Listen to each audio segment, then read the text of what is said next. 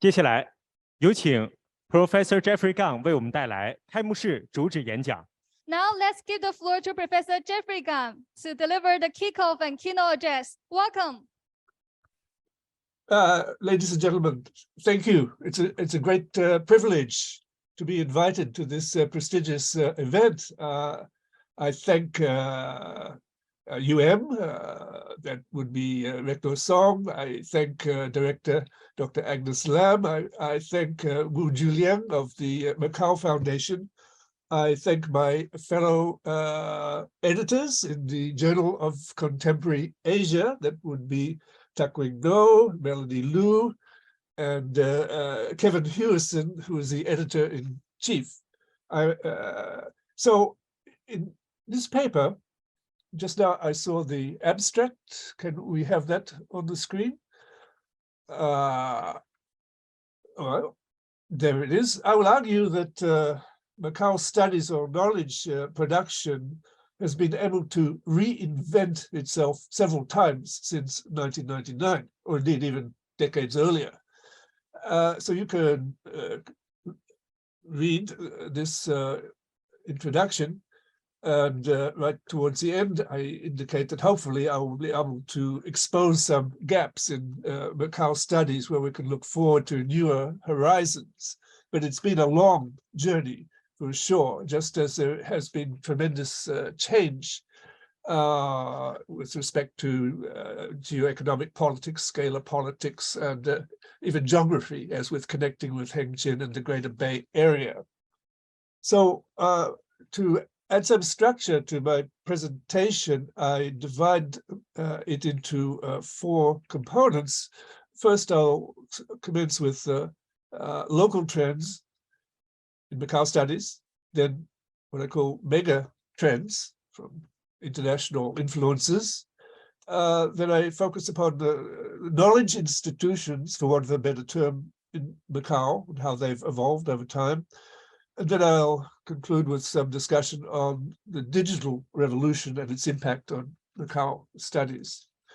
Well, I'm particularly thankful for inviting me because I'm clearly not a sinologist. I'm not even in Macau. Just to remind you where I am, I'll show you a snap of one of my recent books. I'm in Nagasaki in southwestern Japan, which was the terminal port of the historic Canton Macau trade, silk and silver trade. So this is just coincidental, but it's important as well. So trends in Macau Studies. First off, my next slide down, I discuss a long period of stasis in Macau Studies through the war years, through the post-war years. In part, sinological studies in Portugal lagged behind the United Kingdom, United States, and other places, although historically it was far ahead. In part, the stasis owed to the nature of the regime in Portugal, the long 30 more years new state. Salazar's new state did not encourage research outside of very strict colonial parameters. This began to change for sure after the Carnation Revolution in Portugal in 1974, where a progressive state emerged. And so I just highlight an event in Macau which I believe dampened enthusiasm for historical studies. And that was the public burning of 500 copies of this book that I have in my hand, Historic Macau by Montalto de Jesus. This is a 1905 edition, but the 1926 edition was consumed by fire and with the author publicly humiliated. Why? Because his second edition inserted several pages wishing that the League of Nations take over Macau. That would not be tolerated by Portugal. Indeed, it would not be tolerated by China as well. Right, so it seemed that it cast a damper over Macau studies. But in the pre-war years, war years, and the post-war years, we see a master, what I call a master narrative. Well, it's not really master because there were countercurrents as well. Three individuals practically dominated Macau studies. They were Jack Braga, who died in 1988, Charles Boxer, who died in 2000, and the Catholic priest, Father Manuel Teixeira, who died in 2003. So two of them survived through until the post-handover period. They all had, they sometimes cooperated and their works were complementary. They all had huge private libraries, which they monopolized. They all focused upon Portuguese expansion. They favored the 16th, 17th, and 18th century. They were fiercely Eurocentric and patriotic as Portuguese and as British in the case of Charles Boxer. They were not informed by social science. They avoided political science. They avoided contemporary political issues. They were not sinologists. They did not use Chinese sources, although Boxer was trained in Japanese language in pre-war Japan. So so they appeared to lag behind political change in Portugal, even with the Carnation Revolution in April 1974.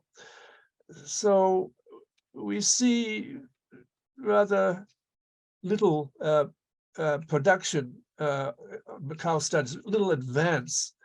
To give some detail, Braga was from a long-established Macanese family, or sorry, Portuguese family in Macau.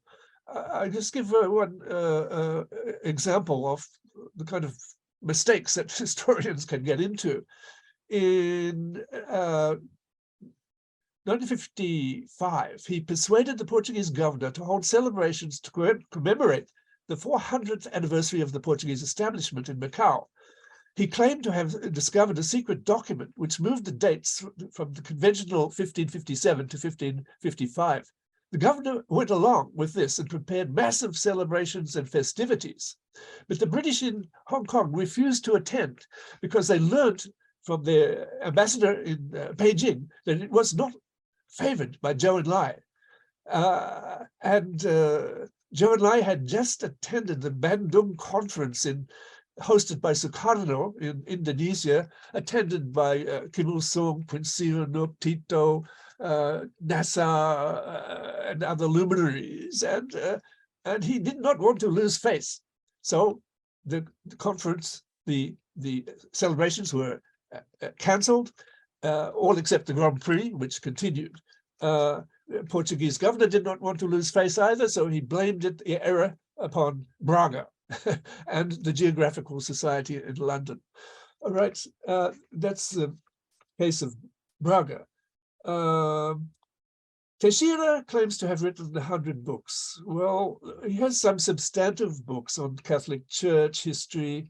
One I like is Macau Toponymy. If you want to understand the bizarre Portuguese street names in Macau, then this is the book to consult.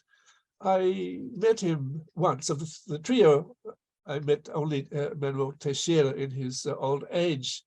He was practically self-taught, yet he became a local legend or icon, especially every evening he used to cross the central bridge from Macau Peninsula to Taipa. He became really quite well known. Charles Boxer produced a shelf of books on the silk for silver trade. I have one here. It's called The Great Ship from Amacon, Annals of Macau and the Old Japan Trade. It's full of documents. Boxer himself collected documents along with his huge library. Eventually, Braga's huge library was purchased or gifted by the Australian National Library and can be consulted there. When Boxer was a prisoner in the Canton Guangzhou during the war, the Japanese looted his library. But Boxer was a British captain and went to Japan with the British occupation forces and refound his library, which is somewhere now in the United States. Teixeira's church library may or may not have survived Typhoon Hato. We can investigate. Right. So countercurrents to this this dominant or master narrative put about by these senior specialists. Well, what I like to mention is Luis Gonzaga Gomez. I think a high school is still named after him. He spoke Cantonese. He is best known, I think, for his translation of Omun Kelok. It's probably Cantonese pronunciation of the text written by the Qing officials with woodblock prints. He brought it to public attention. He also published on Chinese legends, Chinese culture, etc. Another countercurrent was Professor Anna Maria Amaro, who wrote 10 books on Macau Chinese popular culture. She died in 2015. Back in Lisbon, she founded the Portuguese Institute for Chinese Studies in 1998 and the Portuguese Institute of Sinology. Of course, during these post-war years, a number of Portuguese journalists writing in local newspapers made significant contributions.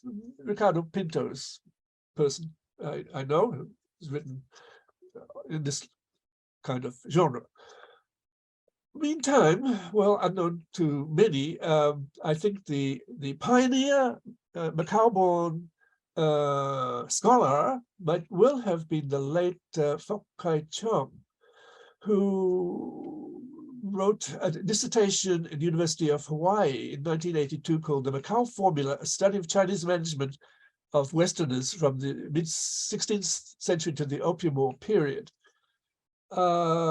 So this was only translated into Portuguese in 1996, so there's no English translation.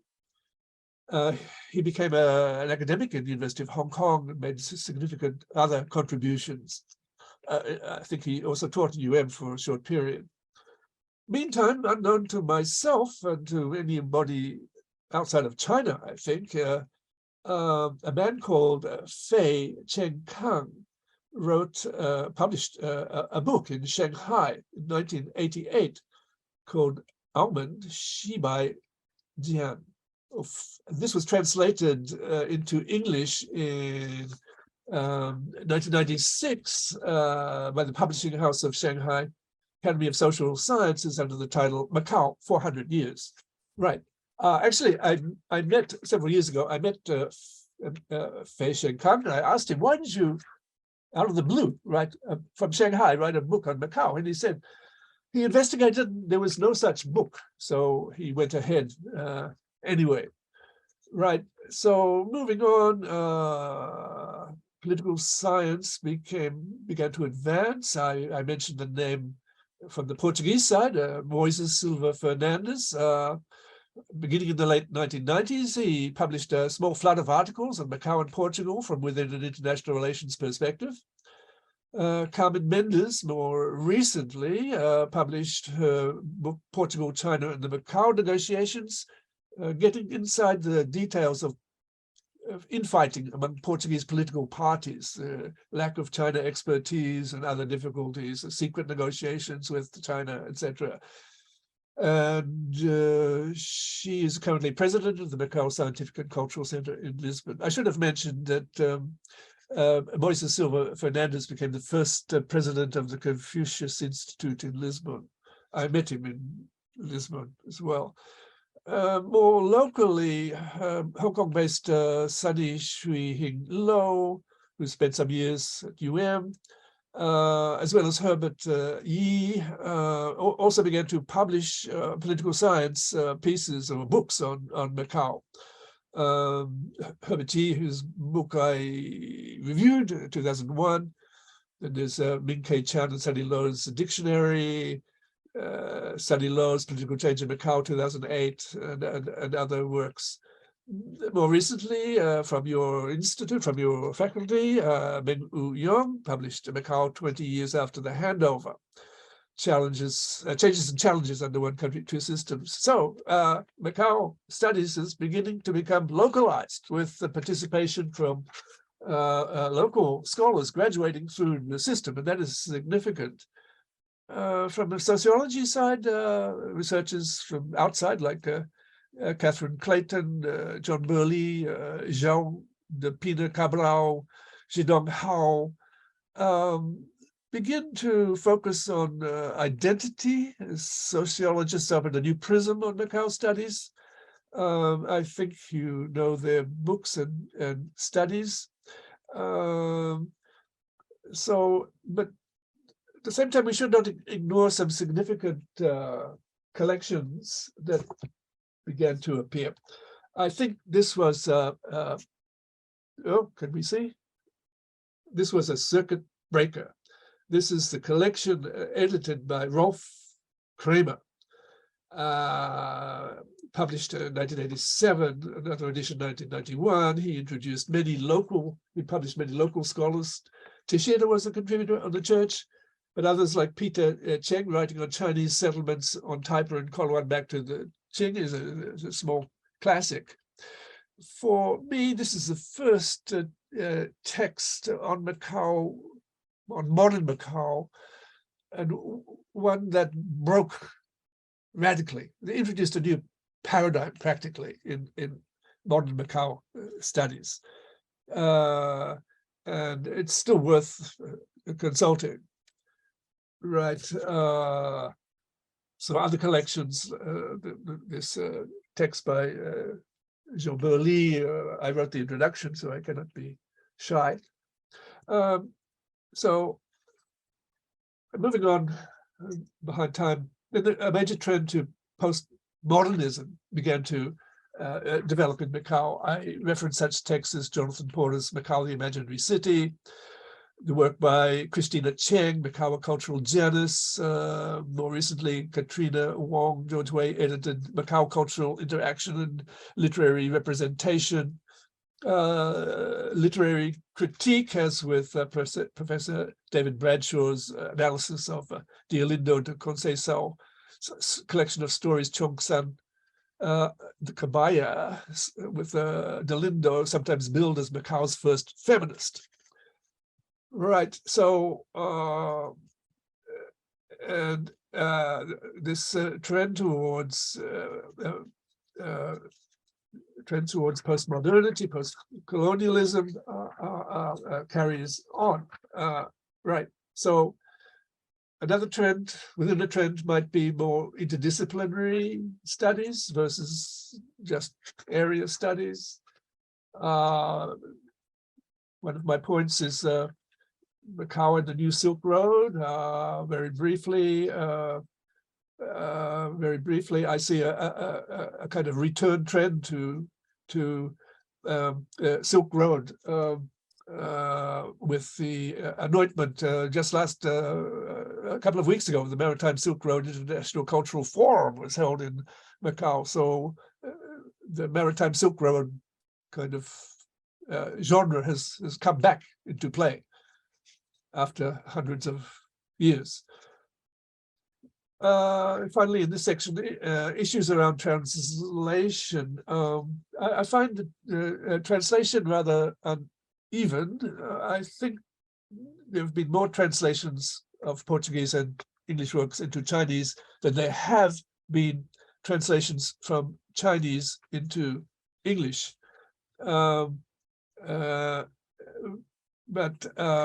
I noticed reading the Macau Daily Times this morning that your Macau budget will allocate more for translation from Chinese to Portuguese and vice versa. I think that's a good trend.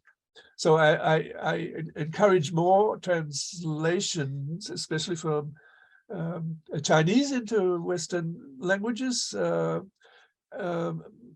The translators get very little recognition, and this is the case in Japan as well. It's not well remunerated or rewarded job.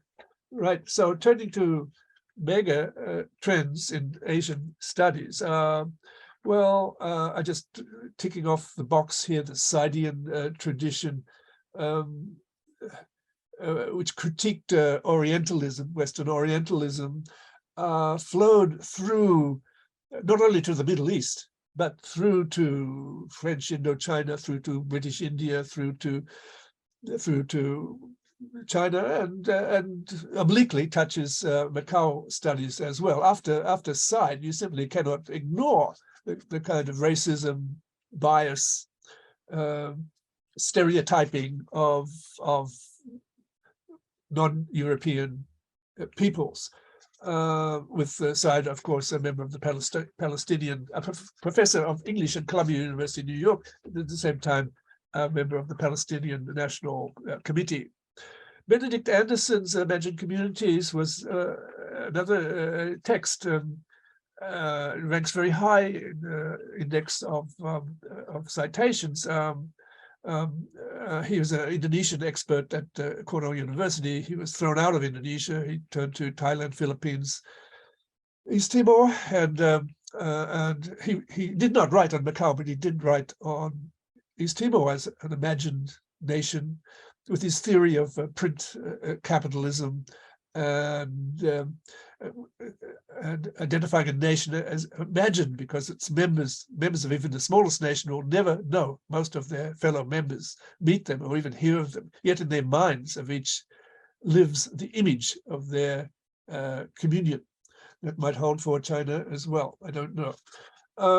All right, so the California school, because we're running out of time, I just skipped very quickly. Right, now, one of my favorite texts is this book by Andre Gunde Frank. He has on the cover a map by Ritchie, reproduced in Japan 100 years later. The title is Reorient. Why Reorient? Because he's also influenced by Said. Frank himself was a South America specialist. He invented dependency theory. When I was in graduate school, we studied his studies on dependency. Our Journal Contemporary Asia, Journal of Contemporary Asia, would also have incorporated much of his thinking and works. Later in life, he turned to China, his last book. And so he introduces the concept of integrated horizontal macro history.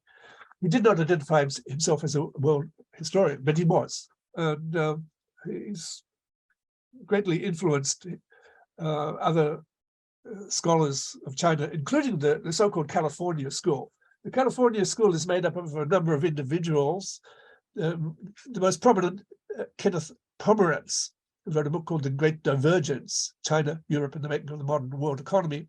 Rabin Wong, whom I've met, and John Hobson, The Eastern Origin of Western Civilization. All of these California School books reject the notion of a virgin birth of developed Europe, because they claim, they theorize that it was only the plunder of the Americas that enabled Europe to leap forward, and opium wars, etc.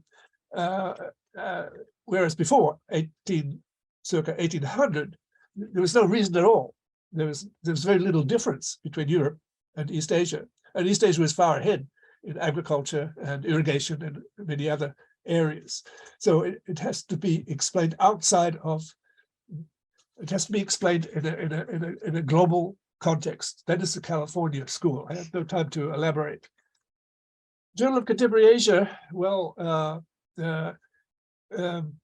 goes back to the Vietnam War.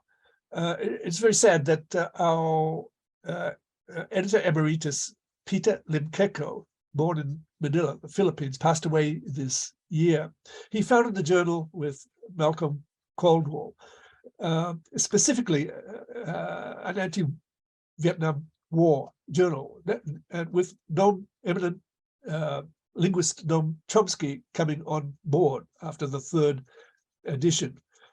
Sadly, Malcolm Cornwall was shot dead in Cambodia in December 1978, 3 days after the Vietnamese invasion of democratic Kampuchea.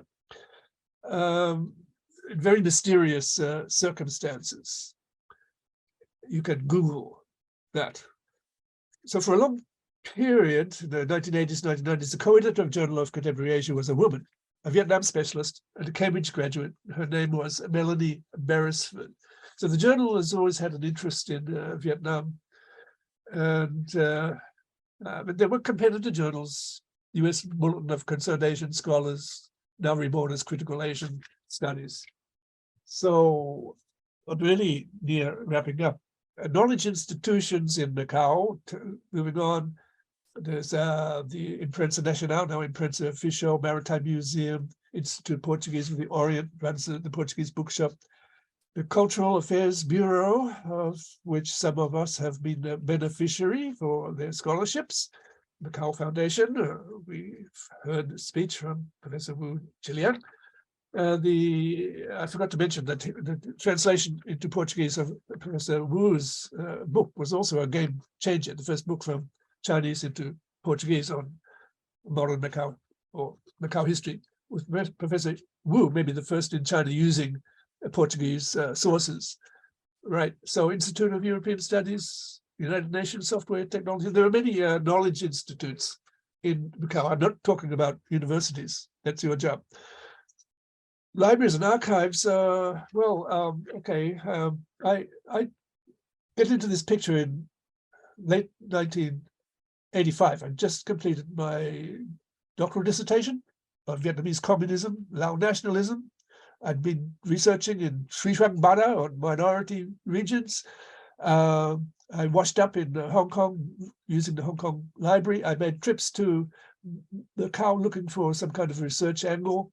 I checked out the Robert Hotung Library. It had a few books in Portuguese. I couldn't find anything in English. The Leo Sonata Library was there, but I didn't use it. In fact, I backed off to the Hong Kong Public Record Office. I researched Sun Yat-sen documents, etc., East River guerrilla activities, etc. Actually, I exchanged some messages with Prince Sihanouk, who was in Hong Kong that time. And then suddenly I got a position at the University of New South Wales in Sydney, Australia. I had to drop Macau Studies, 2 years there. Then I moved to National University of Singapore. I had to teach Cambodia problem, East Timor, Indonesia.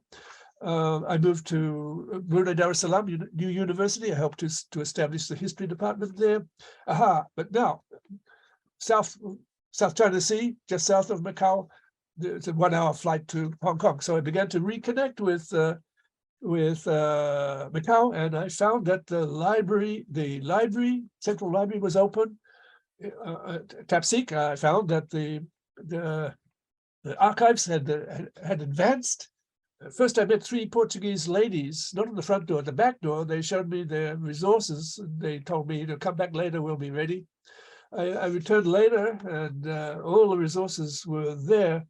Especially, I was guided by a document series called AHGGM, which is translated into English from Portuguese as Confidential Correspondence Received by the Cabinet de Gouverneur de Macau, 1919-1944, with stuff on it like pantangs, opium, soldier revolts, etc., etc.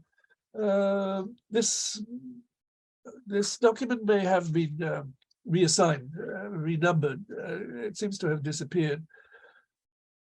Anyway, so at the same time, I began to combine research in Macau with research on East Timor. There are many resources, Macau archives, libraries, newspaper collections on East Timor. I worked both angles.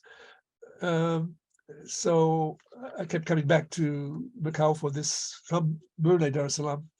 Later, when I moved to Nagasaki in 1994, I regularly began to visit Macau conferences, research, meeting Timorese, including the present president of Democratic Republic of Timor-Leste.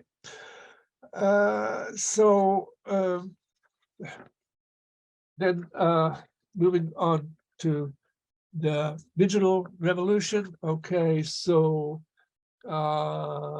myself, I began with a pencil typewriter. I'm a dinosaur typewriter. Fortunately, my Macau stuff never entered, was never typewritten because of my 10-year lag in publishing anything on Macau. The personal computer was invented. So, but sometimes I go back to pencil. Like 4 years ago, I went back to Cambodia, Phnom Penh archives, and no photocopy machine, no digital cameras allowed, only pencil. So, well, the archives, Macau archives, for me are exemplary. They're progressively being digitalized.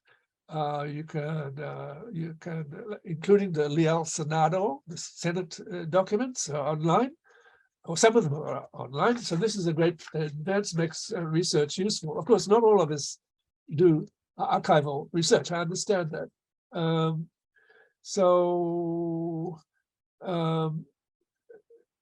My final section here is on online statistics and Census Bureau data. All right, so Macau is blessed with trilingual website. The statistics and Census Bureau statistics offers you a valuable kind of database. You can download on your app as I speak. You can examine it. The census key, there was no census in 1999. There was a census in 2001, 2011, including myself, I was there, in 2021. The data on the 2021 census has just come out. You can reap from this census all kind of interesting data on gender, on residences, on education attainment, on enough to inform you, sociologically inform your research. So this is a great advance from the days when I first visited Macau. More of you get census adjustments quarterly, which is terrific. Right, so I think my time is up. I conclude quickly. So looking at all these names mentioned in my presentation, and I apologize if I missed your name, but I can't recall everyone. One thing is for sure, namely the internationalization of Macau Studies. Authors of all kinds of nationalities have stepped into the arena, adding English to Portuguese language. But another trend is the increasing attention to Macau on the part of specialists writing in Chinese, mostly attentive to Portuguese and English sources or working through translations. Moreover, some of those writing in Chinese in Macau may now have graduated through the Macau education system, including University of Macau. The advance in Macau studies might not have been linear, especially with the swirl of interests and disciplines, but the output is notable in 3 languages, including that reaching an international audience, as well as serving the local Macau pedagogy. The other difference is that Macau studies, history and society is now taught in the school and higher education system. So the knowledge industry around Macau studies could hardly ask for more on the part of international supporters with the Macao Foundation, with the culture and with the Cultural Affairs Bureau.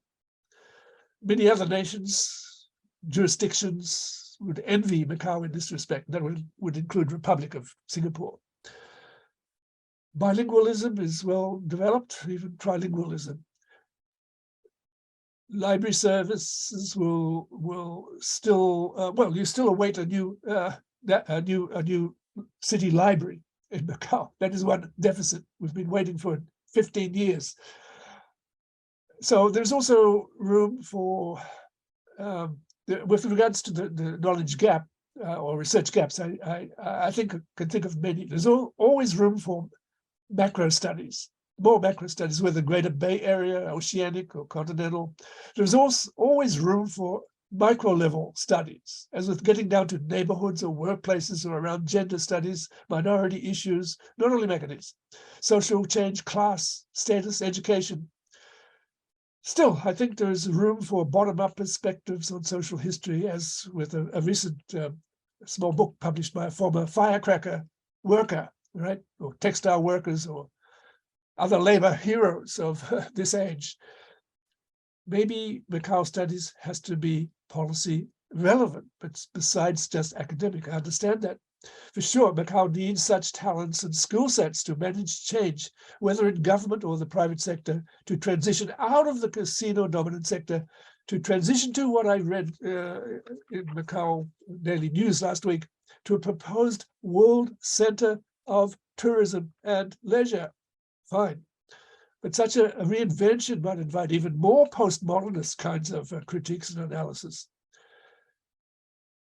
So, be optimistic. I think that in the future, a Macau school of China and or global studies can emerge, although altogether different, and of course not to be confused with Hong Kong studies. Whether this happens from inside a post-colonial perspective or from an integrated horizontal macro history perspective, as with the Gunda Frank, and as with New Silk Road or maritime studies, I think remains to be seen. Thank you very much.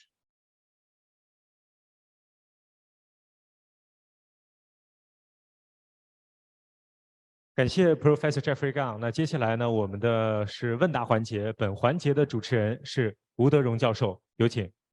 Thank you, Geoffrey Gunn. Now it's time for the Q&A. Let's give the floor to the Professor Wu Derong. Welcome. Thank you, Geoffrey, for sharing with us a very insightful accounts of the various trends in Macau studies and Asian studies.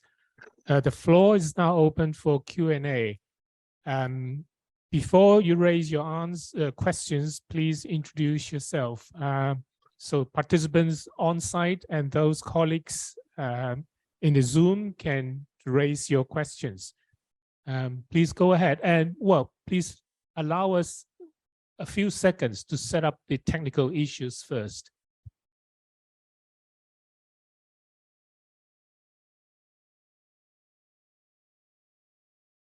Does it work? Okay, floor is now open. Please, if there's any participants who wants to raise questions.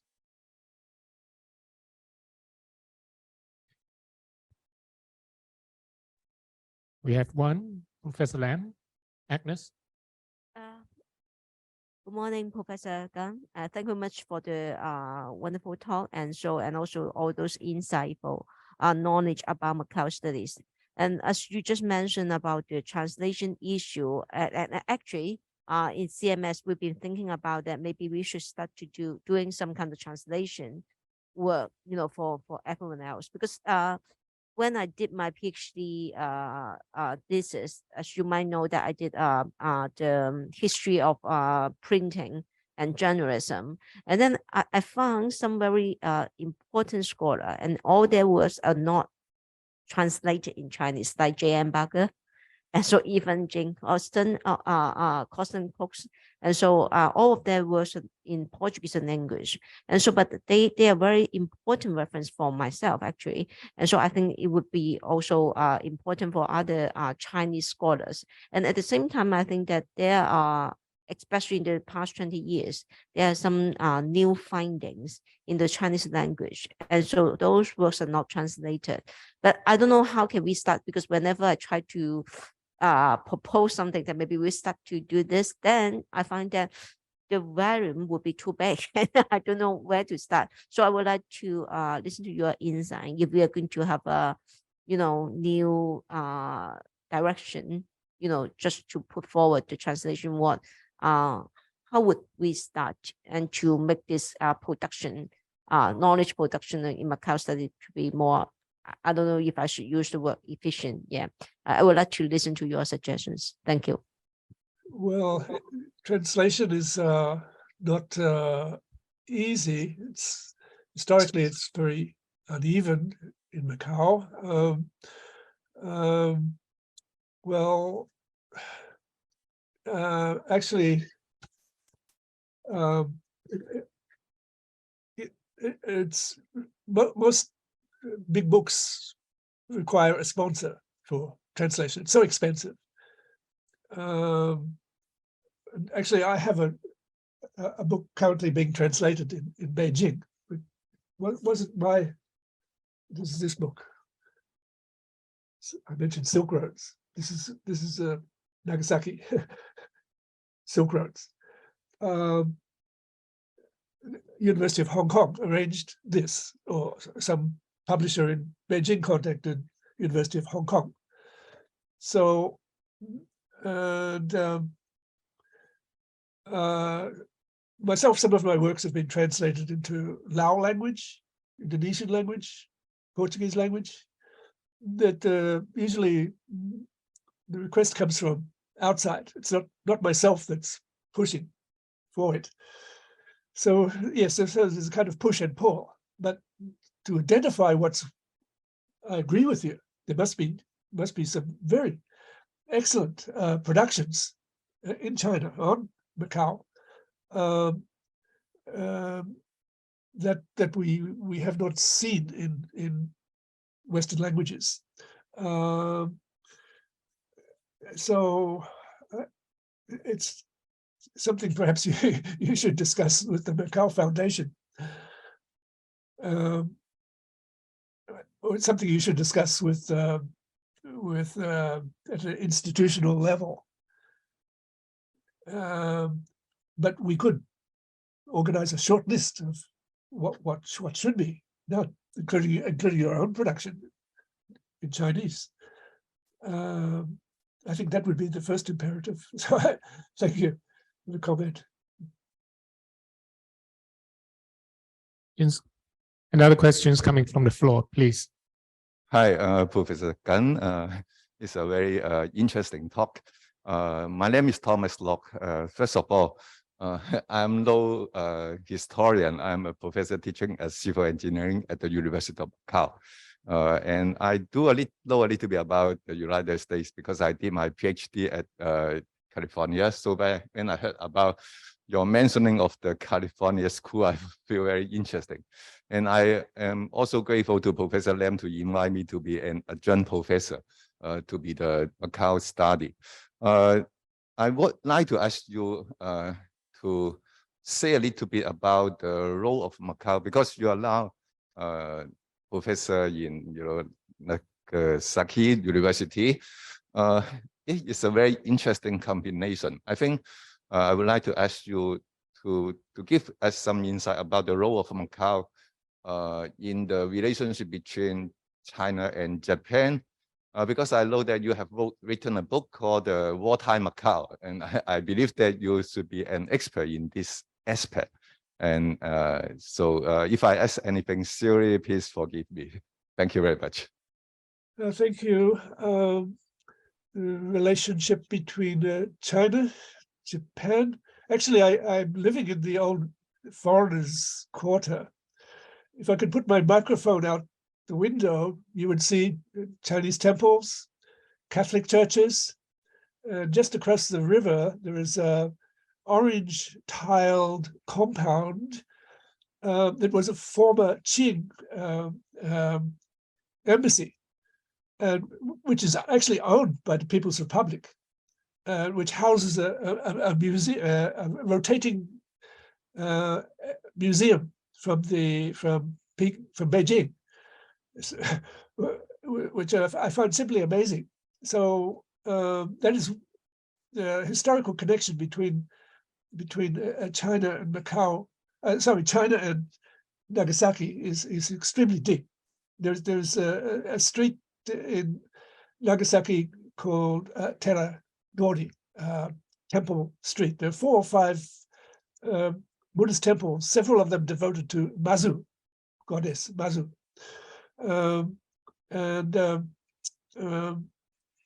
Just down the road from where I live, you've heard of Ginza in Tokyo, silver smelter. There's a Doza suburb. This is where the copper was smelted, refined, and sent off to Macau. So now it's November. The ships that I showed that are in this picture, these ships would arrive from Macau. This is a Portuguese ship, would arrive from Macau every November. They would stay about 60 days and then they would return with the reverse winds in January. During this period, they would transact this fabulous trade in silk from Canton against silver and copper from Japan. So this is well known, understood, museumed in Nagasaki. I think the Macau connection is not so well known, just a general China perspective. So it's a cultural exchange. I think, if I'm not mistaken, the present foreign minister of China was also the consul general in Nagasaki some 10, 15 years ago.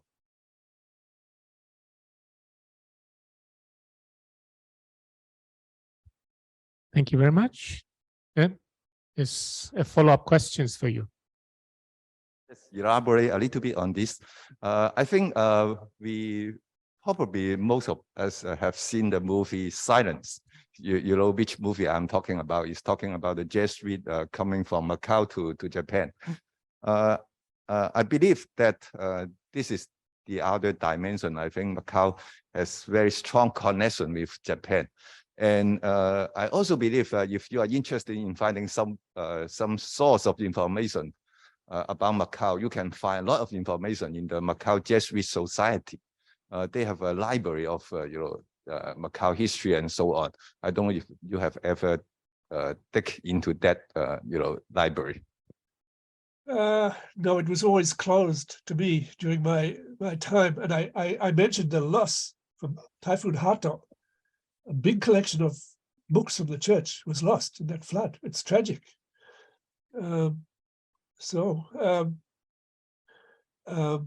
Yes, I know the connection is a kind of Catholic connection. Nagasaki has the largest proportion or percentage of Catholic people of any prefecture in Japan, which goes back to that period of contact. But there was also a fierce persecution as well. Thank you. If I may just follow up an observations that you've made earlier about the trends in Macau studies. I think you're definitely right in saying that there's existing scholarship has been moving from Portuguese, English written works to increasingly more proliferations of local studies by local Macau scholars and Chinese scholars. But I can also see a bit of an uncomfortable observation here, is that the recent publications in Chinese, especially it's about Macau, actually shows a certain dissociation with scholarships in English written works. So they are kind of hinges upon rather different sets of research questions coming from a rather different theoretical backgrounds. A healthy trend would be to have more dialogues between the two worlds, but actually I can observe that increasingly they are kind of talking to a rather separate communities. So what do you make out of this? Is this only a temporary trend, or is it going to be in the future a kind of a rivalries between the scholarships written in Chinese and in foreign languages? And what would that be for the implications about Macau studies? Well, thank you. That's a very intriguing question. Nevertheless, Macau has hosted the Macaology sequence of conferences which do involve Western scholars and Chinese scholars. Many of the ideas have transmitted. Many of the Chinese-centric ideas, if you like, are put across. I myself have not attended any conferences in mainland China, but mainland China scholars do come here, so we know their views pretty much. I mentioned the example of I think you yourself have written on the new Silk Road, or the Phantom Silk Road. one of your articles, which is like a kind of shadow of the historical events, right? So this is one area I think of juncture, not divergence. But again, we need scholars like myself outside of China need to see these thoughts put into Western languages, so we can examine them and answer back. I don't think there's confrontation. I think there's a lot of dialogue, crossover, mutual respect.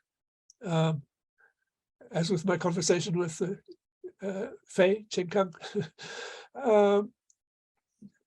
So not absolutely, but it's true. Macau demographically is becoming closer and closer to Greater Bay, and there is a Greater Bay kind of set of priorities. I hope it doesn't completely diminish Macau's identity. So the dialogue, the discussion will go on. Thank you. We have a couple of questions from the colleagues in the Zoom.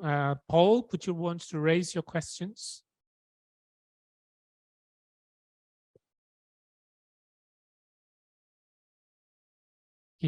We can't hear you. Maybe there's something with your microphone. Let's see if you can unmute yourself.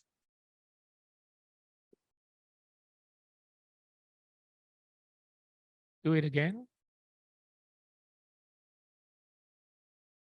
Oh, we still can't hear you. There's some problem with your microphone.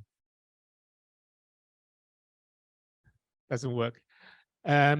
Maybe you can type your questions in the chat box, so I'll read it out for you. And then for the time being, I'll just go to another questions. Can you hear me, Paul? Yes. I have another question while Paul types on his questions in the chat box. I have a colleague from Fangxiang asking, dear Professor Gunn, may I ask for a question of how to evolve a theory when writing a paper? And since I'm doing diasporic Southeast Asian Chinese in Macau from Myanmar, Indonesia, and Cambodia, I have dual time focuses past to now, history and social sciences. So I wonder which directions is more up to the research trend. Many, many thanks. Well, our colleague is seeking for your supervisory advice. So maybe you can give her some tips about doing that. Geoffrey, please. Well, I don't know much about Myanmar. I don't know much about Myanmar or Burmese in Macau, but I've met several taxi drivers. But she would have to examine literature on diasporic communities. Just about every field in social science is richly embedded in literature. And for example, publishing in Journal of Contemporary Asia, probably the first thing we look at is an introductory section examining that literature. So your research should resonate with the literature, what other people have done, not necessarily with Burmese, but with other minority groups. It could be analogies with Singapore, analogies with Hong Kong. Each is different, of course, but have there been other studies on minorities in Macau, other peoples, maybe Hakka peoples, or people from Hainan or people from Fujian? All of these examples could help to inform your study. Well, theory is engagement with theory is vital for publication in Journal of Contemporary Asia. I see Melody nodding there. Right. Thank you.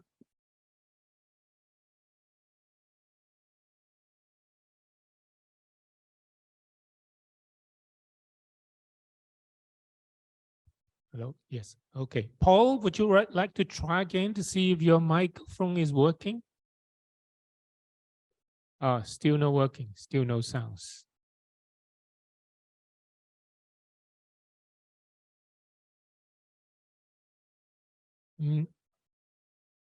No luck. Yeah. Would you like to type in the chat box so that I can raise the question for you? Can you hear us? Yes, you can hear us. So maybe you can type in the chat box so that I can read it loud for you.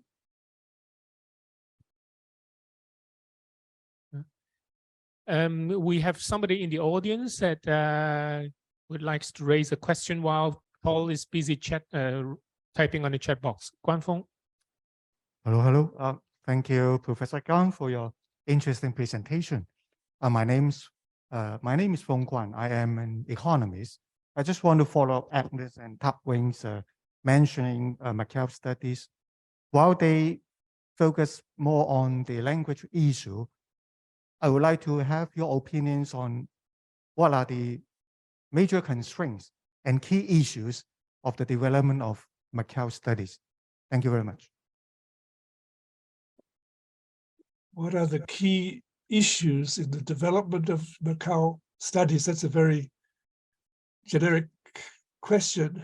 Well, I think I have plotted several of the major trends: internationalization of the studies, the domestication of the studies, the rise of the digital world as a tool to advance the studies, the trend to postmodernism versus positivistic studies. These are all macro trends. As I suggested in my conclusion, the development of Macau Studies is not linear. I mean, there's no end, goal. It's experimentation.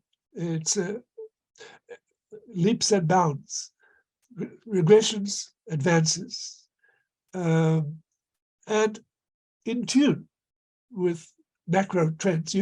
We working in international journals or educated in foreign countries cannot ignore the macro trends in social science. I mentioned several names there, including the California School.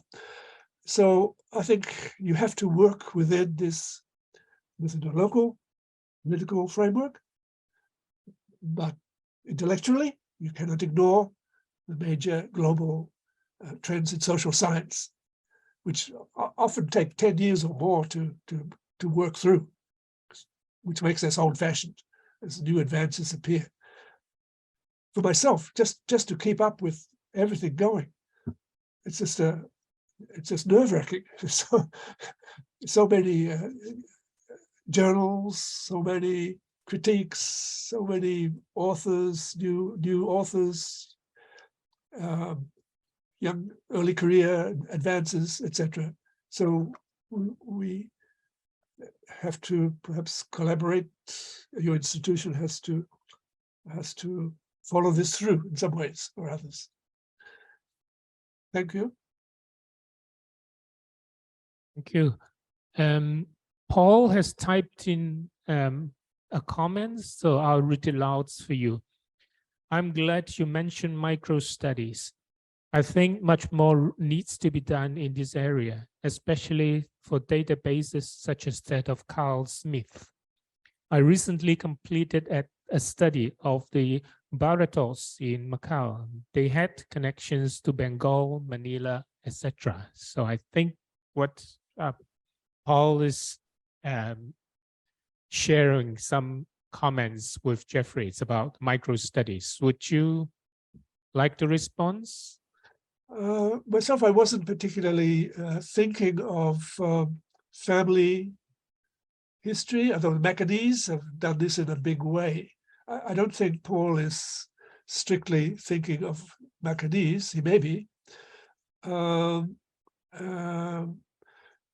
own notion of micro studies would embrace a whole host of areas. Well, I'm thinking more of the modern period. Paul is talking of historical research. In fact, I've met Paul in Macau archives some years ago, I think the last time. So I know he does historical studies.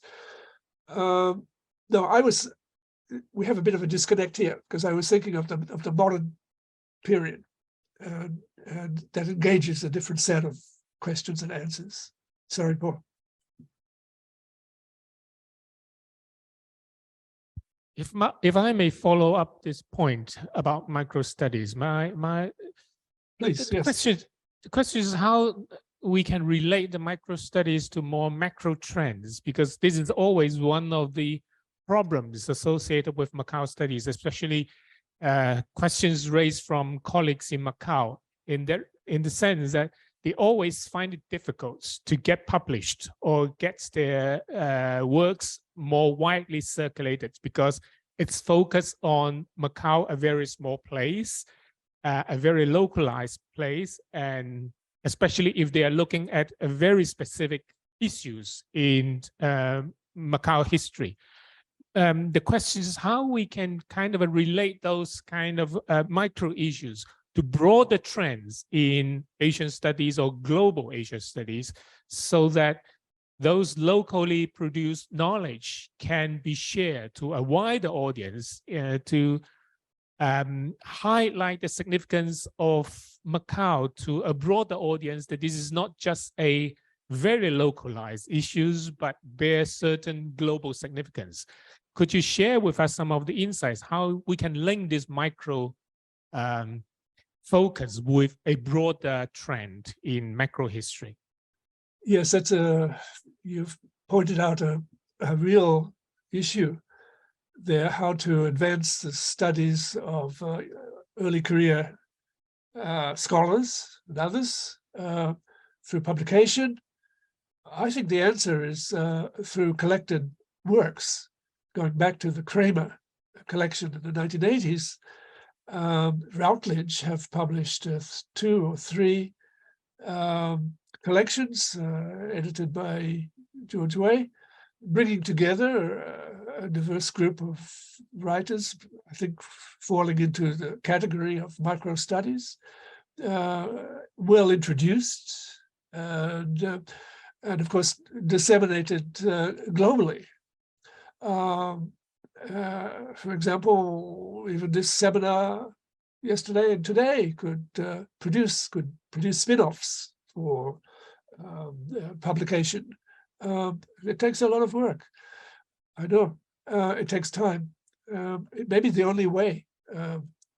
Otherwise, the Macau scholar puts out an article in some American journal or some British journal, it just gets lost. I don't know. For 20 years, I was an editor of what is called Japan Focus, Asia Pacific. I just resigned as editor, but it's a cross. It was envisaged as a cross between scholarship and journalism. Maybe you don't. Maybe as a rising scholar, you don't want to go that way.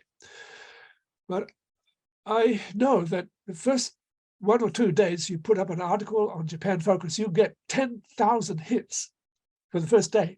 And it goes on and on.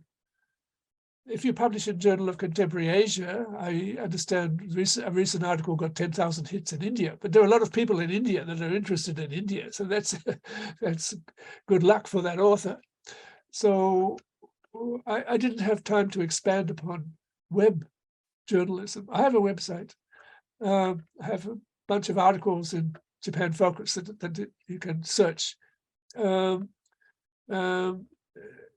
you don't want to go digital that way, but it's a part solution as well. Just before I left Japan Focus, we had a Zoom debate about what to do. Link up with University of Tokyo, no way, they didn't want us. Link up with Routledge, we lose autonomy. Many other solutions. And it costs money. Who's going to pay for this? Well, in the case of Japan Focus, it's donations, like a crowdfunding or something like that. It's something to think about, the digital platforms. So I leave it at that.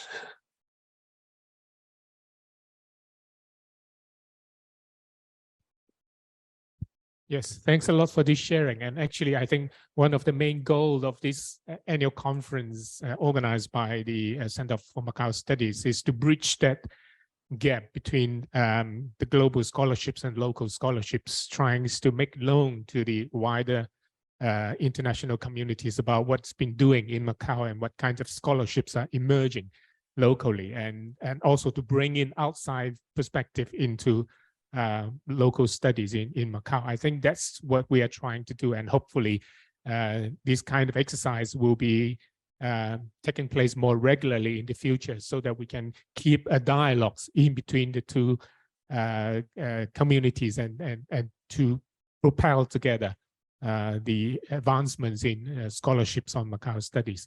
As time is running short, I'm just looking at whether there are still other questions from the floor.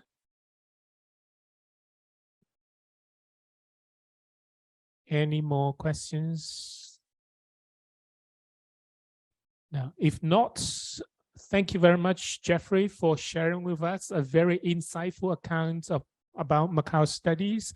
And we all can take home with some of your insights. And thank you for joining us today. And I hope that we can have you again in the future for another events. Thank you very much. Thank you for having me. Bye. Bye-bye. Bye.